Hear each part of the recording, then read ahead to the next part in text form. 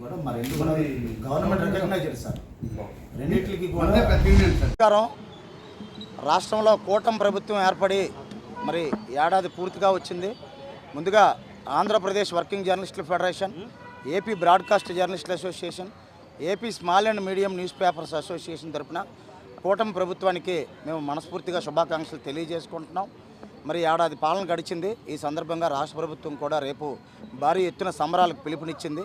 మరి అందులో భాగంగానే మేము కూడా ఈరోజు మా అందరం కూడా వారికి శుభాకాంక్షలు తెలియజేస్తూనే ముఖ్యమంత్రి గారికి, ఉప ముఖ్యమంత్రి గారికి కూడా.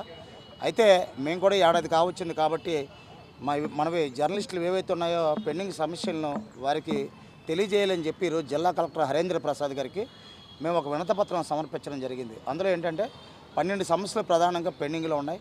ఇళ్ల స్థలాలకు సంబంధించి కానీ, పెన్షన్కి సంబంధించి, అలాగే అన్ని కమిటీల్లో సంఘాలకు ప్రాతినిధ్యం కల్పించాలని, పెన్షన్ సదుపాయం కల్పించాలని, ప్రమాద బీమా పునరుద్ధరించాలని, హెల్త్ ఇన్సూరెన్స్ సదుపాయం సక్రమంగా అమలయ్యేటట్లు చూడాలని, దాడుల నియంత్రణకు అటాక్స్ కమిటీలు ఏర్పాటు చేయాలని, మీడియా కమిషన్ ఏర్పాటు చేయాలని, అలాగే ఇటువంటి ఒక 12 అంశాలతో కూడిన వినతిపత్రాన్ని కలెక్టర్ గారికి సమర్పించి రాష్ట్ర ప్రభుత్వానికి నివేదించాలని కోరాం.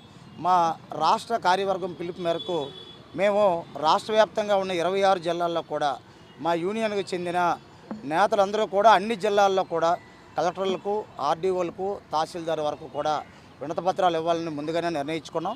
అందువల్ల ఈరోజు అన్ని ప్రాంతాల్లో కూడా ఉదయం నుంచి కూడా ఐఎన్పిఆర్ మినిస్టర్ పార్థసారథికి కూడా మా రాష్ట్ర కార్యవర్గం అక్కడ వినతిపత్రం ఇచ్చింది.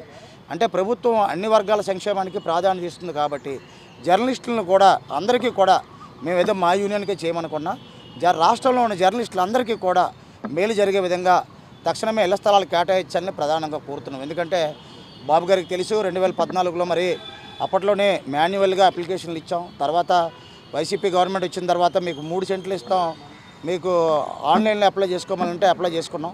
కాబట్టి అది ఒక సుదీర్ఘ కళగా పెండింగ్గా ఉండిపోయింది.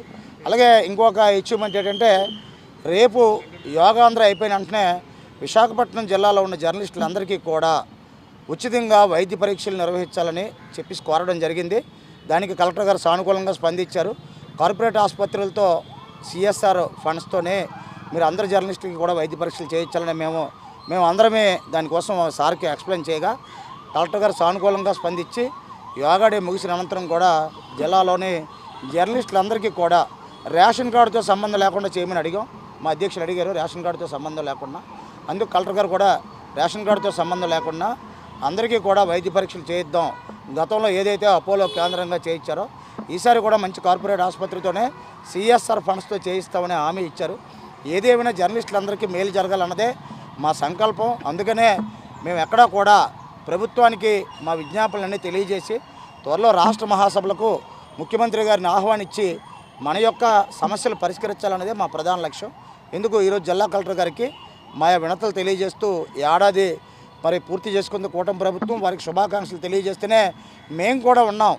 మా సంక్షేమం కూడా కొద్దిగా గుర్తుపెట్టుకొని పూర్తి చేయండి అని చెప్పి కోరాం. Thank you, ధన్యవాదానికి. ఏడాది పూర్తయింది కాబట్టి వాళ్ళకి శుభాకాంక్షలు తెలియజేస్తూ మన జర్నలిస్టులు రాష్ట్ర వ్యాప్తంగా ఇవాళ డిమాండ్స్ డే పాటించాం. ముఖ్యంగా మనకేంటి ఇళ్ల స్థలాలు లేదా ఇల్లు, ఇన్సూరెన్సు, పింఛన్లు ఇత్యాది డిమాండ్ల మీద మనం ఈరోజు వినతిపత్రం ఇచ్చాం. ప్రభుత్వం కూడా స్పందించి ముఖ్యమంత్రి గారు, ఉప ముఖ్యమంత్రి పవన్ కళ్యాణ్ గారు స్పందించి మన డిమాండ్స్ నెరవేర్చాలని కోరుతున్నాం. ఇప్పటికే మనం విశాఖపట్నం జిల్లాకు సంబంధించి అన్ని డిమాండ్స్ మీద మనం ఈరోజు వినతిపత్రం జిల్లా కలెక్టర్ గారికి ఇచ్చాం. ఆయన కూడా సానుకూలంగా స్పందించారు. మున్ముందు మన ముఖ్యంగా ఎక్రిడేషన్స్ అలా వరుస పెంచుకుని పోతున్నారు. దానికి కొలిక్కి తీసుకురావాలి. అందులో కూడా ఎక్రిడేషన్ కమిటీల్లో కూడా మన బ్రాడ్కాస్ట్కి, ఫెడరేషన్కి ప్రాతినిధ్యం ఇవ్వాలని డిమాండ్ చేస్తున్నాం. ఈ అంశాన్ని గవర్నమెంట్ పరిగణలో తీసుకొని మనకు న్యాయం చేయాలని ఈ సందర్భంగా కోరుతున్నారు.